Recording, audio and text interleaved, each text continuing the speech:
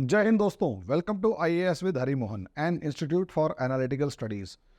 दोस्तों, जिस तरीके से इस समय पर बातचीत चल रही है और एकदम से मोदी जी ने यूनिफॉर्म सिविल कोड का शगुफा छेड़ दिया और पूरा का पूरा विपक्ष उसके ऊपर बयान देने लगा और पूरा मुझे ऐसा लग रहा है कि पूरा विपक्ष उनकी ट्यून्स पे डांस कर रहा है। उनकी जो संगीत है या जो उनका संगीत है उनके उसके ऊपर डांस कर रहा है।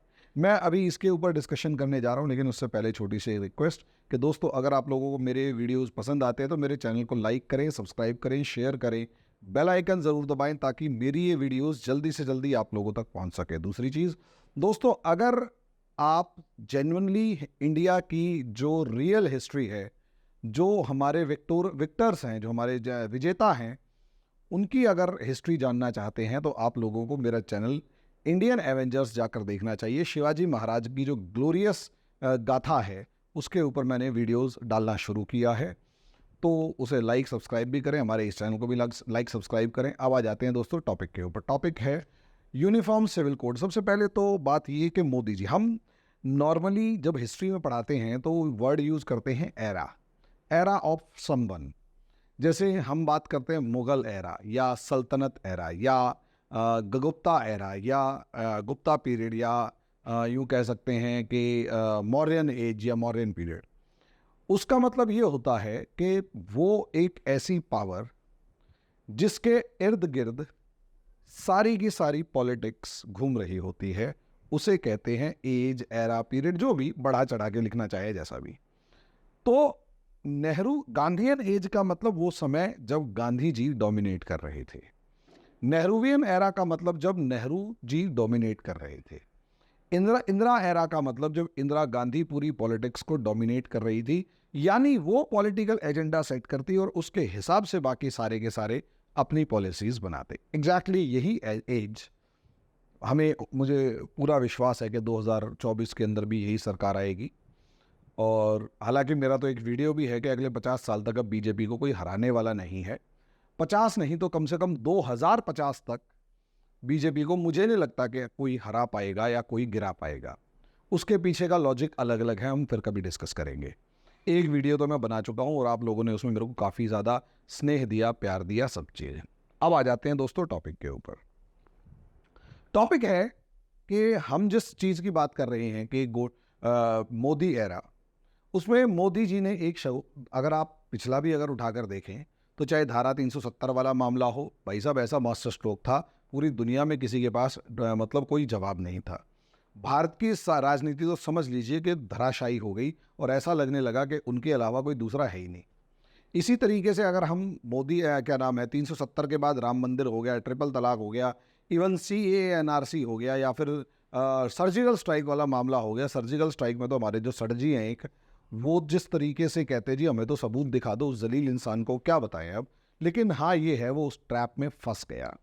ऐसे ऐसे लगभग जितना भी है मामला, वो एक एक करके, और कौन सा शगुफा कब छेड़ना है और कब उससे राजनीति से फ़ायदा उठाना है, ये भी शायद हमारे प्रधानमंत्री जी को आता है। और इसीलिए मैंने ये शब्द यूज़ किया, मोदी एज, मोदी युग या मोदी एरा। आज नहीं तो आज से 20 साल बाद के इतिहास, मतलब 20 साल बाद शायद मैं ही कोई अगर किताब लिख रहा हूँ या आप में से कोई किताब पढ़ रहे हैं, लिख रहे हैं, हमारे एज इस टाइम पर जो हिस्टोरियंस हैं, वो हिस्ट्री पढ़ने वाले हैं, जब वो इतिहास के पन्नों को या फॉरेन पॉलिसी के पन्नों को या इन डिप्लोमेसी के इंडियन पॉलिटिक्स के पन्नों को लिख रहे होंगे, तो वो इसे वर्ड यूज़ करेंगे मोदी एज या मोदी एरा। तो वो चल रहा है अभी। तो यहाँ इन्होंने शगुफा छेड़ दिया यूनिफॉर्म सिविल कोड का कि भाई यूनिफॉर्म सिविल कोड जो है, एक देश में एक परिवार अगर है तो वो एक देश दो या दो से ज़्यादा कानूनों से कैसे चल सकता है। अब ऐसे में शगुफा छेड़ा, तो शगुफे या वो जो पूरी की पूरी बात छेड़ी, तो उसके बाद एक के बाद एक रिएक्शंस आने शुरू हो गए। मैंने उसका एक बहुत क्रक्स फॉर्म में बनाने की कोशिश करी है, क्योंकि एनालिसिस का मतलब ये कभी नहीं होता कि आप लोगों को बहुत ज़्यादा चीज़ें, मतलब इस टाइम पर जो डायस्पोरा के, मतलब एक तरीके से डिस्कोर्स का, पब्लिक डिस्कोर्स के अंदर जो चल रहा है या लोगों की बातचीत में चल रहा है, वो थोड़ा देखना है।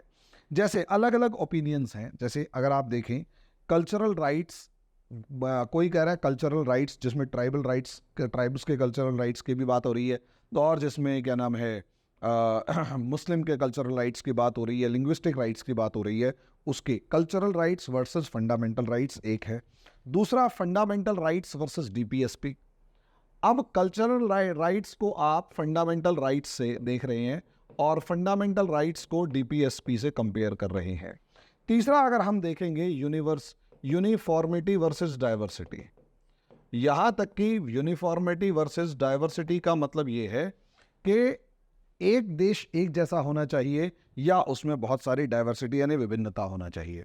कोई कह रहा है एंटी मुस्लिम है, कोई कह रहा है, यहाँ पर ये एंटी मुस्लिम की बात कर रहा है, कोई कह रहा है कि मोदी जी पॉलिटिक्स कर रहे हैं। हालांकि मैं इस चीज़ के ऊपर अभी आऊँगा। और ये सेक्युलर नेचर के ऊपर ये अटैक है कि हमारा जो सेक्युलर नेचर है उसका। उसके बाद फियर है कि भाई जो हिंदू को यूनिफॉर्म का सिविल कोड आएगा वो हिंदू कोड बिल की फॉर्म में लागू होगा या जो भी।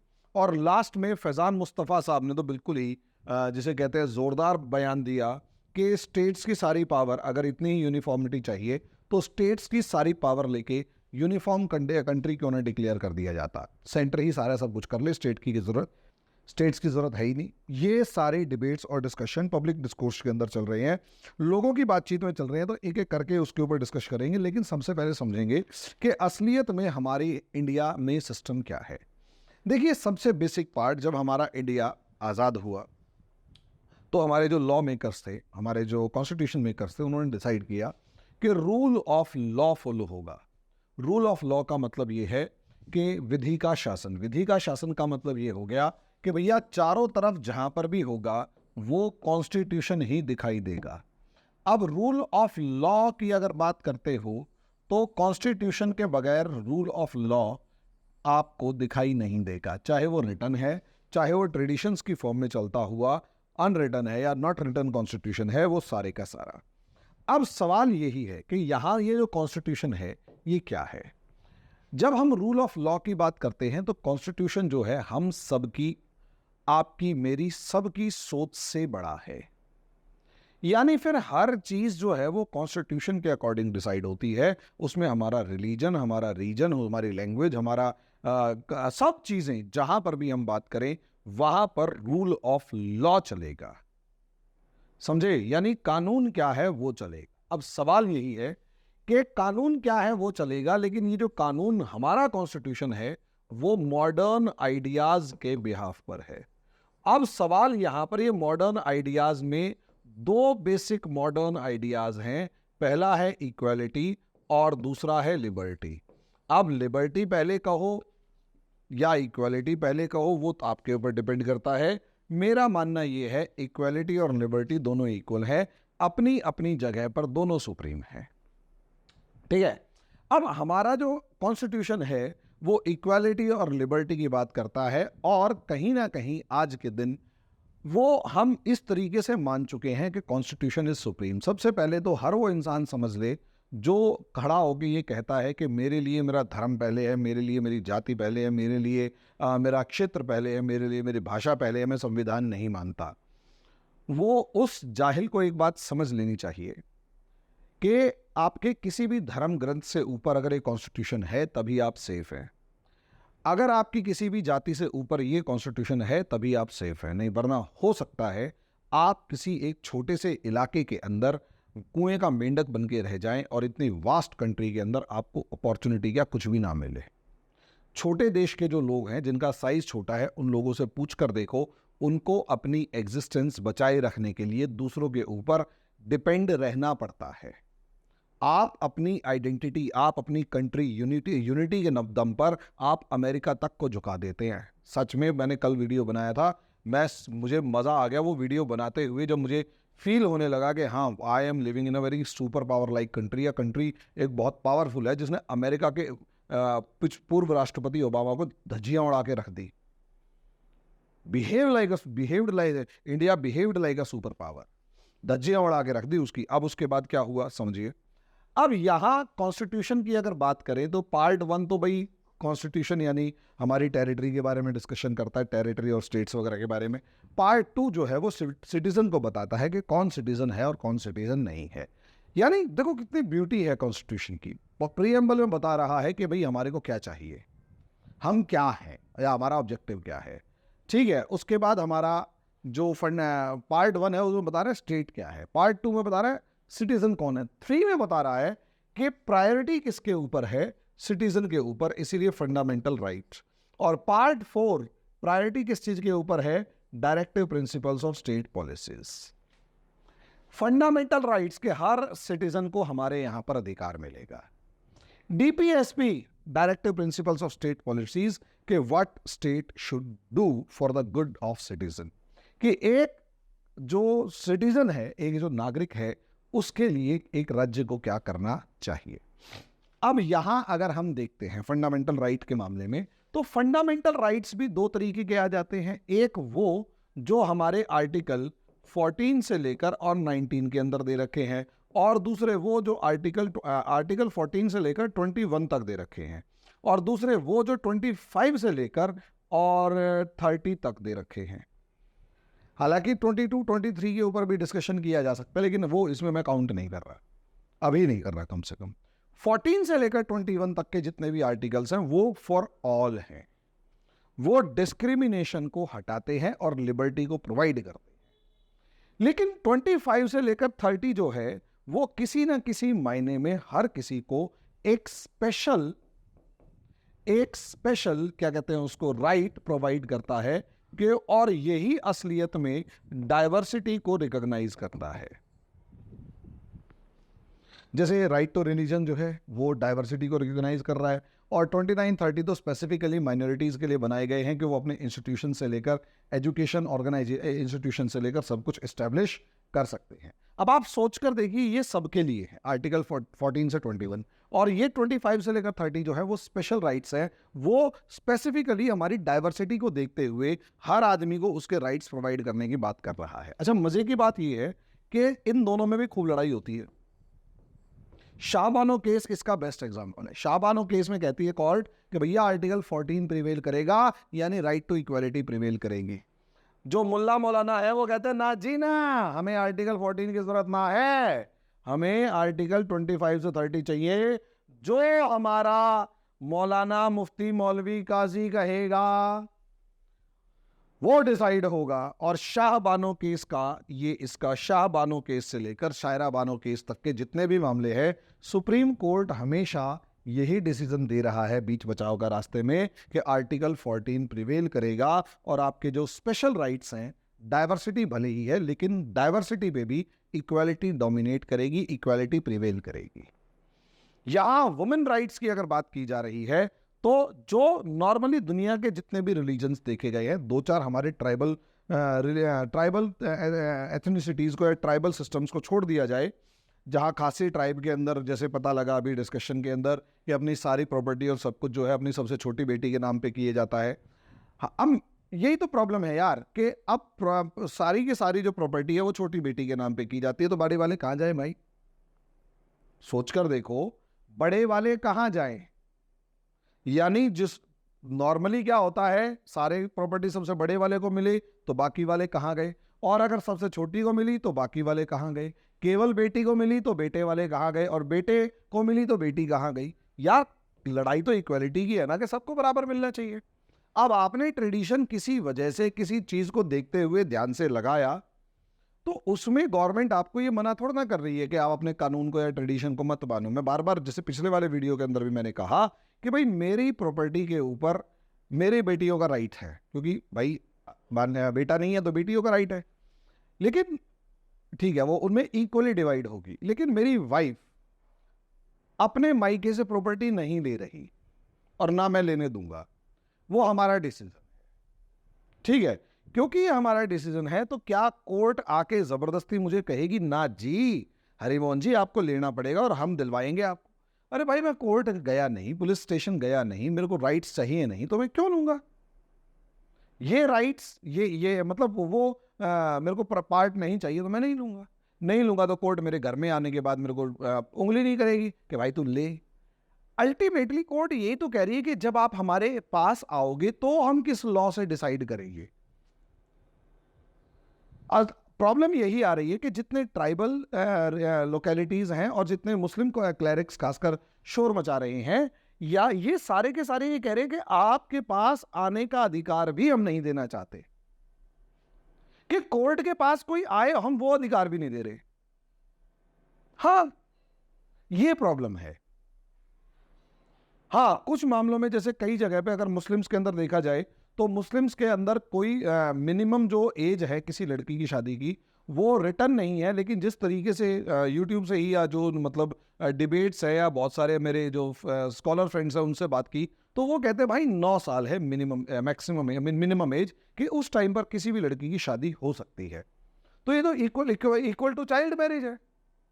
अब ये कुरीति अगर है और इसको कोई मौलाना मुफ्ती ये कहना चाहता है कि ना ना ना ना क्योंकि अभी मैंने थोड़े दिन पहले सुना एक शायद वो इनका मुस्लिम स्कॉलर ही था, वो खड़ा होकर कह रहा है, अच्छी खासी सफ़ेद दाढ़ी है, मैच्योर्ड पर्सन है, वो ये कह रहा है कि लड़की की उम्र शादी जितनी जल्दी उम्र में हो जाए, जितनी जल्दी हो जाए उतना अच्छा है, उतना ज़्यादा उसके बिगड़ने के चांसेस कम हैं, उतने कम चांसेस है बिगड़ने के जितना जल्दी शादी होगी, और जितनी देर से होगी इतना उसके पैर फिसलने के चांसेस ज़्यादा हो गए। यानी आपने तो लड़की को एक गुलाम सा बना लिया यार। लड़ाई यही तो है यूनिफॉर्मिटी के ऊपर। यूनिफॉर्मिटी में गवर्नमेंट आपके घर में नहीं घुस रही, कोर्ट या पुलिस आपके घर में नहीं घुस रहा, तुम उसके पास जा रहे हो, वो तुमसे बात कर रही है, वो ये कह रही है तुम्हारा फैसला हम अंतिम करेंगे लेकिन वो हमारे बिहाफ पर होगा, हमारे पास ये लॉ है, ये मानते हो तो ठीक है वरना नमस्ते।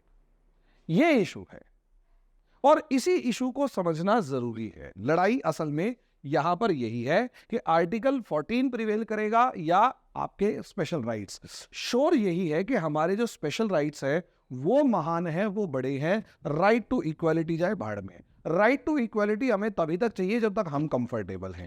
जब हमें किसी को इक्वालिटी देनी पड़ जाएगी तो हम अनकंफर्टेबल हैं, हम तुम्हारी बात नहीं मानेंगे या हम तुम्हारी बात नहीं सुनेंगे, ये कहा जा रहा है। ठीक है, तो अब यहां से एक यानी फंडामेंटल राइट्स की लड़ाई आपको समझ में आई। दूसरी तरफ यहां पर डीपीएसपी है। अल्टीमेटली आर्टिकल 44 का यहां पर जिक्र है कि असलियत में यहां पर यूनिफॉर्म सिविल कोड के बारे में कहा गया कि असल में गवर्नमेंट जो है वो यूनिफॉर्म सिविल कोड को लागू करने की कोशिश करेगी। देखो यार, असलियत में मामला क्या है? असलियत में मामला ये है यहां पर कि गवर्नमेंट लागू करने की कोशिश करेगी। इससे ज़्यादा इसे अगर बहुत ज़्यादा बेसिक फॉर्म में देखें तो गवर्नमेंट ऐसे ऐसे काम करेगी जहां से स्पिरिट ऑफ नेशनलिज्म बढ़े और डेवलपमेंट हो, सोशलिज्म हो, यानी आम आदमी का जो है वो बढ़ोतरी हो, आम आदमी प्रोग्रेस करे, और स्पिरिट ऑफ नेशनलिज्म बढ़े। स्पिरिट ऑफ नेशनलिज्म का मतलब ये है कि भैया यहां पर राष्ट्रवाद की भावना बढ़े। स्पिरिट ऑफ नेशनलिज्म बढ़े यानी राष्ट्रवाद की भावना बढ़े। अब आप कहोगे राष्ट्रवाद, अभी हम राष्ट्रवादी हैं तो सही। देखो, राष्ट्रवाद की भावना में सेंस, राष्ट्रवाद यानी नेशनलिज्म का मतलब होता है sense of we, sense of we. अब हम जब भी सेंस ऑफ वी की बात करते हैं तो ये ही हमारी यूनिटी को दिखा रहा होता है। लेकिन unity always comes with uniformity, क्योंकि जिस क्षण the moment we use to say that unity in diversity, तो हम उसी टाइम पर बता चुके होते हैं कि भैया असलियत में जब हम वर्ड यूज करते हैं डाइवर्सिटी तो हम उसी टाइम बता चुके हैं कि हमारे बीच में फॉल्ट लाइंस हैं। एग्जैक्टली उसी मोमेंट पे हम बता देते हैं कि हमारे बीच में फॉल्ट लाइंस है, हमारे बीच में विभाजन रेखाएं हैं और हमें इन विभाजन रेखाओं को समझना पड़ेगा, देखना पड़ेगा, ध्यान देना पड़ेगा कि भैया ये खत्म हो। हम एक हैं वाली फीलिंग तभी आएगी जब हमारा खान पान कल्चर छोड़ो, हमारे कम से कम लॉज सेम हो। खाने की तो छूट है, और क्या, खाने की छूट है। मैं हरियाणा से हूँ, हमारे तो राबड़ी और रोटी चलती है। अब इसका मतलब थोड़ा ना मैं राबड़ी और रोटी ही खाऊंगा। भैया मैं चाउमीन भी खा रहा हूँ जो विदेशी है, मैं मोमोज भी खा रहा हूँ पता नहीं कहाँ के हैं। भैया सबसे बढ़िया तो वो डोसा है और क्या नाम है, क्या कहते हैं उसको, क्या कहते हैं वो, इडली है। वो टेस्ट का अलग ही लेवल है। अब छोले भटूरे खा लिए जाए, मतलब बता दिए जाए तो मज़ा आ जाए। पराठा जो है वो और भी बढ़िया, और गुलगुले खा ले तो बढ़िया। अब यहाँ पे मैं राजस्थान में हूँ तो बेजड़ की रोटी मेरा सबसे फेवरेट है। हफ्ते में कम से कम 1 से 2 बार बेजड़ की रोटी घर में नहीं बन पाती तो वहां जाके खा के आता हूँ। तो इसका मतलब ये थोड़ा ना कि हम लोग उस डाइवर्सिटी को खत्म कर रहे हैं। इट मीन्स हम उस डाइवर्सिटी को और ज्यादा स्प्रेड कर रहे हैं। पहले क्या होता था, पहले एक पर्टिकुलर रीजन में आप मूवमेंट तो लोगों का होता नहीं था, लोग एक जगह से दूसरी जगह पर विरले ही जाते थे, कभी कभार ही जाते थे। आजकल फ्रीक्वेंट हो रहा है, फ्रीक्वेंट हो रहा है, तो जो जो अच्छा कल्चर है, जो जो डाइवर्सिटी अच्छी है, जो सब चीजें हैं, लोग वहां से उसे ग्रैब कर रहे हैं। यस, अब मैंने ये सदरी या बास्केट जिसे कहते हैं वो पहन रखी है, तो वो यहाँ का थोड़ा सा कल्चर है। जहां मैं हूं वहां बास्केट पहनते ही नहीं, वहां तो कुर्ता पजामा है, कुर्ता पजामा भी पहनते हैं, जूती भी पहनते हैं। तो डाइवर्सिटी और लैंग्वेज के अंदर भी आप देखेंगे तो हमारी लैंग्वेज आज के दिन, क्योंकि सोशल मीडिया या इंटरनेट का जमाना है, दुनिया बहुत तेजी से यूनिफाई हो रही है। तो यूनिफाई अगर हो रही है तो अभी भी हम उस यूनिटी इस्टेब्लिश होती हुई तेजी से दिखाई दे रही है। लेकिन अभी भी हम अगर ऐसे लॉज, ऐसे सिस्टम्स बना के रखेंगे जिनमें उन डाइवर्सिटीज को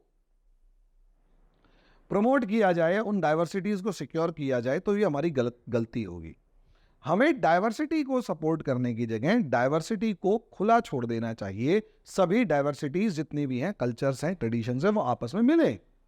क्योंकि गणेश पूजा, गणेश चतुर्थी या क्या नाम है, जो मटकी फोड़ जो खेल होता है, वो सारे का सारा जो है वो महाराष्ट्र का है, लेकिन यहाँ मनाया जाता है। काली पूजा दिल्ली से लेकर जयपुर के अंदर खूब मनाई जाती है, और सपना चौधरी के गाने मैंने पटना की सड़कों पे सुने हुए हैं। और क्या, अब आप अंदाजा लगाकर देखिए कि अल्टीमेटली ये डाइवर्स है। और बाहुबली जो है वो साउथ में जितना बिजनेस कर रही है उससे कहीं ज्यादा नॉर्थ में कर रही है। बॉलीवुड पिट रहा है, और दूसरे जो मतलब मूवी सेक्शंस हैं जो इंडिया में बन रही हैं वो हिट जा रही हैं, और लोग उनके दीवाने हो रहे हैं। तो ये ultimately we are moving towards unity. लेकिन इसे ये कह दिया जाए यूनिटी की तरफ बढ़ रही है कि हमें ये डाइवर्सिटी ही बनाए रखनी है और उसी को प्रोक्योर करके हमें आगे बढ़ना है, तो समझ लीजिए हम कहीं ना कहीं मान रहे हैं फॉल्ट लाइंस को। हमें कुछ ना कुछ ऐसे एफर्ट्स शुरू कर देने चाहिए जिससे हम नेचुरल वे में जो यूनिटी बढ़ रही है उसे और ज्यादा स्पीड अप करें, कम से कम लॉज बनाकर। क्यों? अच्छा, यहां लॉज की क्यों जरूरत है, सिविल लॉज की खासकर क्यों जरूरत है? देखो यार, क्या है ना, अगर हम इसे टिपिकली एक वकील की फॉर्म में देखें तो वकील यही कहेगा कि यार देखो, सीधी सी बात है, यूनिफॉर्मिटी इन लॉ अगर होगा तो कहीं ना कहीं हमारे को कुछ यही कहेंगे कि यूनिफॉर्मिटी, जैसे मैं फैजान मुस्तफ़ा साहब की बात बता रहा था कि फैजान मुस्तफ़ा साहब कहते हैं कि यूनिफॉर्म लॉ अगर लाना ही है तो सारे स्टेट्स के राइट्स को छीन लिया जाए, और सारी ड्यूटीज़ जो हैं, सारे स्टेट्स जो हैं उनको नष्ट कर दिया जाए, और सारे लॉ केवल और केवल सेंट्रल गवर्नमेंट बनाए। देखो सर, फिर वही वाली बात है कि डिसेंट्रलाइजेशन ऑफ पावर है, और लोवेस्ट लेवल पर जाने के बाद सोशल लॉज को वो काफ़ी हद तक समझते भी हैं, लोकल जो सिस्टम्स हैं उनको समझते भी हैं, लेकिन माने या ना माने इस चीज़ में कि आपका कहीं एक फ्रस्ट्रेशन नज़र आ रहा है। और ये किसने कह दिया कि सेंट्रल गवर्नमेंट लॉ नहीं बनाती? आप बताइए, क्या इमरजेंसी के लॉज जब लगते हैं तो क्या सारा देश एक होता हुआ नज़र आता है? नहीं आता है। वो यूनिफॉर्मिटी ही तो इस्टेब्लिश कर देते हैं एकदम से। और ऐसे कितनी सारी जो सेंट्रल लिस्ट वाले मामले हैं, आप central list, state list, concurrent list की बात करें, कितने सारे सेंट्रल लिस्ट के जितने भी मामले हैं वो सारे के सारे मामले वो हैं जो कि यूनिफॉर्मिटी को इस्टेब्लिश करने के लिए काम आ रहे हैं। यूनिफॉर्म लॉज की बात हो रही है ना, यूनिफॉर्मिटी को इस्टेब्लिश करने की कोशिश हो रही है यहां पर जबरदस्त लेवल पर। अब आप यहां देखिएगा, यूनिफॉर्मिटी यानी हमारी इसको क्या नाम है, जो फॉल्ट लाइंस हैं इनको खत्म करने की बात कोशिश हो रही है, और यूनिफॉर्म लॉ के अंदर बार बार यही। अब लास्ट एक टॉपिक, उन सवालों के जवाब के कल्चरल राइट्स और फंडामेंटल राइट्स। मैं आपको बता चुका हूं कि देखो यार, फंडामेंटल राइट्स जो इक्वालिटी वाला मामला है वो ज़्यादा बड़ा है। आप कहीं पर भी उठाकर देख लीजिए, कहीं पर भी अगर बायसनेस है तो वो बायसनेस नहीं होनी चाहिए। अगर सारे राइट्स लड़की को ही मिल रहे हैं, अच्छा अडॉप्शन राइट्स की बात अगर हो रही है यूनिफॉर्मिटी के अंदर, अडॉप्शन राइट्स के मुस्लिम्स को अडॉप्शन राइट्स है ही नहीं, और उसके बाद एक राइट्स की बात होती है कि महिलाओं को जो गार्जियनशिप का अधिकार है वो है ही नहीं। यानी अगर हस्बैंड वाइफ का तलाक हो रहा है तो बच्चा जो है वो बाप के पास रहेगा, माँ के पास रहेगा ही नहीं। क्यों भाई? बच्चा पैदा होने के बाद सबसे ज्यादा क्लोज अपने माँ के पास है या बाप के पास है?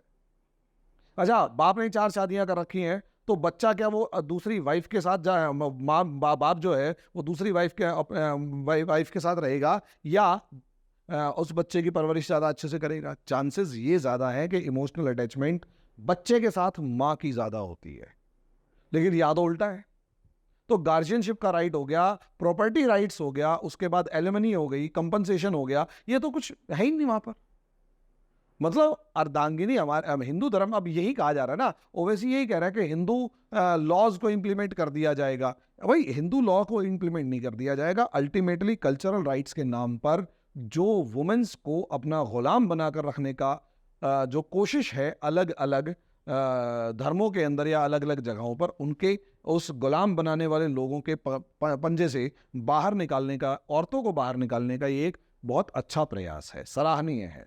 अब उसके बाद uniformity is the need of hour, बिल्कुल सही बात है भाई, कि भाई हमारा देश जो है इस समय पर दुनिया जिस तरीके से जा रही है, वहां पर अगर हमारे यहाँ ये फॉल्ट लाइंस रही, ये विभाजन रेखाएं रही, तो आज नहीं तो कल हम या हमारा देश बहुत बड़ी मुसीबत में फंसने वाला है। चाइना, अमेरिका से लेकर यूरोपियन कंट्रीज जितनी भी है, वहां पर डाइवर्सिटी के नाम पर आज तक हमारे यहाँ जितनी भी फॉल्ट लाइंस हैं, बराक ओबामा का स्टेटमेंट देख लीजिएगा, उसके एक कमेंट ने हमारी फॉल्ट लाइंस को बाहर लाकर खड़ा कर दिया। जब तक हम यूनिफॉर्मिटी स्टैब्लिश नहीं करेंगे, ये फॉल्ट लाइंस भविष्य में हमारे देश को हमेशा परेशान करती रहेंगी। इसलिए यूनिफॉर्म सिविल कोड जरूरी है। हाँ, यूनिफॉर्म सिविल कोड सभी मर्जों की रामबाण दवा नहीं है, ये समझ लीजिए, लेकिन सोशल रिफॉर्म्स का एक बहुत बड़ा एक पार्ट है, ये भी समझिएगा। क्योंकि इक्वालिटी का मतलब ये है कि जब भी आप कोर्ट के पास जाएंगे तो कोर्ट को एक पावर मिल जाएगी कि आपको कोई भी डिसीजन वो on the basis of equality दे। वहां कोर्ट को प्रोहिबिशन ये ना हो कि नहीं जी, हमारे पास ये अथॉरिटी नहीं है और हम इसके ऊपर डिसीजन नहीं दे सकते। अच्छा, मजे की बात ये है कि ये एंटी मुस्लिम, मुझे ये समझ में नहीं आता कैसे एंटी मुस्लिम है। क्या हर घर में घुसकर ये कहा जाएगा कि आप हमारे पास बताओ क्या हो रहा है? नहीं, तुम एंटी मुस्लिम कहां से? ये किसी के अगेंस्ट है ही नहीं। आप अगर कोर्ट जाओगे तो कोर्ट डिसाइड करेगा। आप अगर कोर्ट जाओगे तो कोर्ट डिसाइड करेगा। कोर्ट तुम्हारे घर में घुस के ये नहीं कहेगा कि तुम ये करो, ये समझ लो। कोर्ट आपके घर में घुस के कभी नहीं कहेगा कि आप ये करो। आप अगर कोर्ट के पास जाओगे तो कोर्ट डिसाइड करेगा। आगे एंटी मुस्लिम, अब उसके बाद, और इसीलिए एंटी मुस्लिम क्यों वो किया जा रहा है, एंटी मुस्लिम नहीं है, ये एंटी मौलाना क्लास है, ये एंटी मेल डोमिनेंस इन मुस्लिम सोसाइटी है। यानी मौलानाओं के विरोध में है, जो मौलाना वो क्या नाम है, निकाह हलाला से लेकर और पता नहीं क्या क्या करते रहते हैं। और अगर ये सोसाइटी में ना होता तो इनके नाम भी ना होते, लेकिन सोसाइटी में एग्जाम्पल्स हैं, और यूट्यूब के ऊपर, सोशल मीडिया में ये एग्जाम्पल्स खूब डिस्कस हो चुके हैं, टीवी डिबेट्स के अंदर खूब डिस्कस हो चुके हैं। अब आप सोच कर देखिए, मैं किसी के ऊपर एलिगेशन नहीं लगा रहा हूं, लेकिन टीवी डिबेट्स में चलता है। तो एंटी मेल डोमिनेटिंग जो सोसाइटी है उसके खिलाफ है ये, यानी 3 तलाक देके घर से बाहर निकाल देना। मेरा एक दोस्त है, वो कहता है यार आपको पता है हमारे सोसाइटी के अंदर तलाक होता ही नहीं है, विरले एक आधा होता है, और वो 3 तलाक वाला केस तो हजारों में एक है। मैंने कहा हजारों में एक है ना, उस एक के अधिकार का क्या?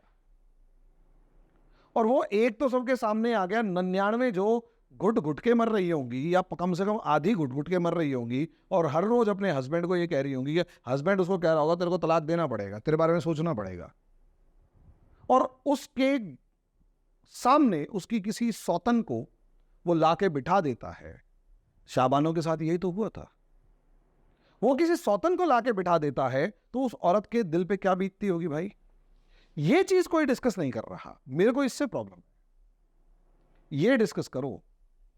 और ये असली मुद्दा है, उस वुमन के राइट्स, जो वो अपने मेल डोमिनेटेड सोसाइटी में और मौलानाओं के डर से घुट घुट के जी रही है। मुझे बुर्के से प्रॉब्लम नहीं है, बिल्कुल प्रॉब्लम नहीं है, वो उसका अधिकार है। लेकिन मुझे उस सिस्टम से प्रॉब्लम है जो उसे किसी लड़की को बुर्का पहनने के लिए मजबूर कर रहा है, जो बुर्का नहीं पहनना चाहती।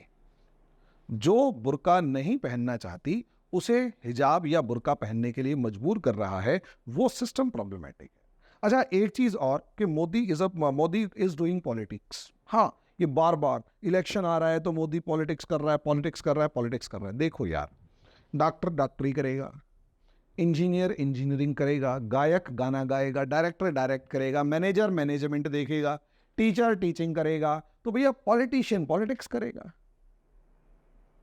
बिजनेसमैन अगर हर मामले में बिजनेस को देखने की कोशिश करता है तो पॉलिटिशियन अगले साल जब इलेक्शन हो रहा है तो वो करेगा। और बाकी अगर ना कर रहे हो और केवल ये कर रहे हो तो हम एक बार को सोचे भी, जब एक बंदा सर्जिकल स्ट्राइक पे सबूत मांग लेता है, एक बंदा अयोध्या के मंदिर के नाम के ऊपर ये कह रहा है कि वहां हॉस्पिटल बन जाना चाहिए, कोई ढोल पीट के अपने यहाँ 5 मुस्लिम मंत्री बना के शोर मचा रहा था कि देखो मैंने कितना अच्छा काम किया तुम लोगों के लिए। तो ये सब चीजें जो है, खुद भी तो पॉलिटिक्स कर रहे हो और तुम पॉलिटिक्स कर रहे हो, वो पॉलिटिक्स कर रहा है, उसके जाल में तुम फंस गए हो तो रो क्यों रहे हो? ठीक है, अब सबसे बड़ी बात कि यूसीसी एक सेक्युलर कंट्री में लागू हो नहीं सकता, ये सेक्युलरिज्म के ऊपर आघात है। हे प्रभु, खुद आप मुझे बेसिक डेफिनेशन ऑफ सेक्युलरिज्म बता दो तो समझ में आएगा। सेक्युलरिज्म की बेसिक डेफिनेशन में इक्वालिटी टुवर्ड्स ऑल है, इक्वल ओपिनियन टुवर्ड्स ऑल है। तो अगर एक ही लॉ बन जाता है, एडमिनिस्ट्रेशन या सिस्टम एक ही लॉ बना के खड़ा हो जाता है, तो वो भी तो इक्वालिटी फॉर ऑल ही है। उसमें डिस्क्रिमिनेशन ही तो खत्म हो जाएगा कि इसके लिए है और इसके लिए नहीं है। आप कैसे कह रहे हो कि ये सेक्युलरिज्म नहीं है? मेरे हिसाब से तो जो आपकी सेक्युलरिज्म की डेफिनेशन है वो यही है, और जो लिबरलिज्म की डेफिनेशन है वो भी यही है कि उदार तरीके से डील किया जाए। तो उदार का मतलब यही तो होता है कि जो डोमिनेटिंग सोसाइटी है वो थोड़ा बड़ा दिल दिखाए और औरतों को, बच्चों को, दलितों को, गरीबों को, कमजोरों को बराबरी का अधिकार दे। यानी जिसके पास अधिकार है वो थोड़ा सा अपना कॉम्प्रोमाइज करके अपने दूसरे भाइयों को सपोर्ट करे। इसमें यही तो हो रहा है। फिर आपको ऑब्जेक्शन क्या हो, किस चीज का? और लास्ट में फियर इन मुस्लिम्स। भाई मुस्लिम्स में फियर नहीं है, असलियत में फियर जो है एक तो लीडर्स के अंदर है जिनकी पॉलिटिक्स खराब हो रही है, दूसरा उन लीडर्स की एक तो पॉलिटिक्स खराब हो रही है क्योंकि वुमेन्स जो है अगर उनको जो जो समझ में आएगा वो फटाफट जाके मोदी को वोट डालती हुई नजर आएंगी। और 24 के इलेक्शन में हो सकता है इससे ज़्यादा सीटें आ जाए, हो सकता है बैकफायर भी कर जाए। मैं कोई पॉलिटिकल पंडित तो हूँ नहीं। एक मोदी उनकी खुद की पॉलिटिक्स खराब हो रही है, दूसरा ये कह रहे हैं कि हिंदू लॉज को थोप दिया जाएगा। यार एक बात बताओ, आप खुद कहते हैं कि मुस्लिम्स में ये जो शादी है ये कॉन्ट्रैक्ट है, ठीक है? अब शादी मुस्लिम्स में कॉन्ट्रैक्ट है तो कॉन्ट्रैक्ट बराबरी का ही तो होना चाहिए, समझ रहे हैं? और हिंदूज में तलाक नाम की तो कोई चीज थी ही नहीं। तो हमारे यहां तलाक नाम की चीज नहीं थी, 7 जन्म का रिश्ता है, फिर भी तलाक एक्सेप्ट हुआ ना, हो रहा है ना। इसका मतलब सोसाइटी में, कल्चर में जो बराबर की बात है वो कहीं ना कहीं बराबरी दोनों तरफ से होती है, और कहीं ना कहीं दूसरी सोसाइटी में अगर कोई अच्छा पार्ट है उसे एब्जॉर्ब करते हुए देर नहीं लगाई जा सकती। और सबसे बड़ी बात, आप जिस कल्चर की बात कर रहे हैं, मेरा सभी मुस्लिम भाइयों से खासकर एक सवाल है कि आप जिस कल्चर की बात कर रहे हैं वो कल्चर क्या इंडियन कल्चर है या अरेबिक कल्चर है? आप कौन से वाले कल्चर की बात कर रहे हैं, इंडियन कल्चर या अरेबिक कल्चर? क्योंकि हमारे जितने पसपंदा मुसलमान भाई हैं, मैं जानता हूं हमारे हरियाणा में गुड़ियाणी एक नाम की जगह है, वहाँ से एक अंकल आते थे। अंकल क्या, मेरे नाना के दोस्त थे, अहमद अंकल थे। तो उनको देख के लगता ही नहीं था कि वो मुस्लिम है। मेरे नाना का जो ड्रेसअप था वो और उनका ड्रेसअप एग्जैक्टली सेम, भाषा सेम, सब चीज़ें सेम, प्यार मोहब्बत से रह रही हैं। अल्टीमेटली ये आप लोग हैं, ये मौलाना मुफ्ती क्लास है जिसने इंडिया के अंदर उस फॉल्ट लाइन को गहरा करने के लिए हमारे कल्चरल डिफरेंसेस क्रिएट किए।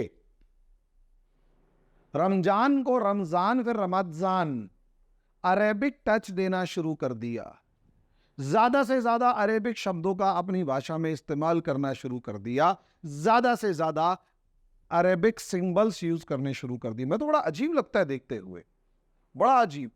पता लगा बंदा जो है, पहले तो भाई बुर्का खुद औरतों ने पहनना शुरू किया, आजकल लोग अपने आप को एलीट दिखाने के लिए व्हाइट कलर का अरेबिक स्टाइल वाला वो अचकन सा पहन के घूम रहे हैं। भाई दूसरे के बाप को बाप मान भी लोगे तो उसके बच्चे तुम्हें अपना भाई नहीं मानेंगे। अरब वाले तुम्हें वही समझेंगे जो वो अभी तक समझते आए हुए हैं, डिग्रेडेड। तुम उनके जैसे कपड़े पहन लो, भाषा भी बोल लोगे, लेकिन वो खून कहां से लेके आओगे? खून। और अगर इतना ही इक्वालिटी होती और सब चीजें होती तो ईरान और सऊदी अरेबिया लड़ना रहे होते, और जॉर्डन वाले फिलिस्तीन के अंदर गोलियां ना चला रहे होते। इतना इजराइल ने फिलिस्तीन को नहीं मारा जितना जॉर्डन ने फिलिस्तीन को मारा है पाकिस्तान की सेना की मदद से। तो ये जो कल्चरल अपने आप को डिफरेंट दिखाने की कोशिश है, वो एक फॉल्ट लाइन क्रिएट करने की कोशिश है। और उस फॉल्ट लाइन क्रिएट करने की वजह से सबसे बड़ी प्रॉब्लम क्या आती है कि वो कहीं ना कहीं आगे कॉन्फ्लिक्ट्स क्रिएट करेगी ही करेगी। ठीक है, तो ये जो फियर है ना दोस्तों, ये तो एक बकवास सी बात है, क्रिएट किया जा रहा है। और प्रॉब्लम एक ये भी है कि हमारा मुसलमान भाई ज्यादातर मैक्सिमम जो है वो अनपढ़ है। अब अनपढ़ होने की वजह से या कम पढ़ा लिखा है, मदरसा एजुकेटेड है, उसको भड़काना आसान है। और दूसरी सोशल मीडिया का जमाना भले ही है, लेकिन सोशल मीडिया के साथ एक प्रॉब्लम ये है कि सोशल मीडिया के अंदर क्या होता है, सोशल मीडिया के मामले में, कि आप कितना भी कोशिश कर लें, आपको एआई के माध्यम से सिर्फ वही वीडियोस या वही ग्रुप्स ज़्यादा दिखाई देते हैं जो आपके माइंडसेट से मैच करते हुए हैं। आप अल्टरनेट फॉर्म को ढूंढते ही नहीं जब तक कि आप उस एआई को समझ के अल्टरनेट ना ढूंढ ले। जैसे मेरा जो नॉर्मल व्यूअरशिप है वो मुस्लिम नहीं है, मैंने देखा, पाकिस्तानी भी नहीं है, 2 4 10 आए सो आए, लेकिन ज्यादातर जो है वो कौन देख रहा होता है उस वीडियो को? ज्यादातर वो लोग देख रहे होते हैं जो कि कहीं ना कहीं उनकी माइंडसेट मेरे माइंडसेट से मैच कर रहा होता है। यानी pro Modi class, anti Modi वाले कम ही दिखाई देते हैं। ये एआई का कमाल है। इसीलिए इस एआई ने एक काम और किया कि आपको आपके माइंडसेट के अंदर बांध के रख दिया। आपको वही चीजें दिखाएगा जो आपकी पसंद है और आपकी पर्सनैलिटी है। उससे यह होगा कि आपकी ज्ञान में वृद्धि ना होकर जो एक फेज ऑफ लाइफ, मतलब एक फेज ऑफ नॉलेज है या पार्ट ऑफ नॉलेज है, केवल और केवल आप उसी को देखते चले जाते हैं। और ये ही सबसे बड़ी प्रॉब्लम होती है, यही सबसे बड़ी गलत चीज है। खैर, मेरे हिसाब से यूनिफॉर्म सिविल कोड हमारे कंट्री की एक बहुत ज्यादा जरूरत है। अलग अलग सेक्शंस में अलग अलग जो भी है, और देखो कभी भी कोई भी लॉ आता है ना, वो फेज्ड मैनर में आता है। पहली बार में सब चीजें परफेक्ट होंगी ऐसा जरूरी नहीं है, और वो पूरे तरीके से बुरा है ऐसा भी नहीं है। जो जो कमियां आएंगी उसे समय के हिसाब से सुधारते चले जाएंगे, और बाकी टाइम वुड टेल। और कोई चीज नई है तो हम इसका मतलब ये नहीं कि उसे आने ही नहीं देंगे। नई है, एक बार आके देख लेते हैं क्या चीज सही होगी क्या गलत होगी, समझे? बाकी समय बताता है कि आगे क्या होगा। तो अभी के लिए तो दोस्तों हम इस पूरी चर्चा को यहीं रोकते हैं। बाकी नेक्स्ट वीडियो में नेक्स्ट टॉपिक के ऊपर डिस्कस करेंगे। तब तक के लिए धन्यवाद।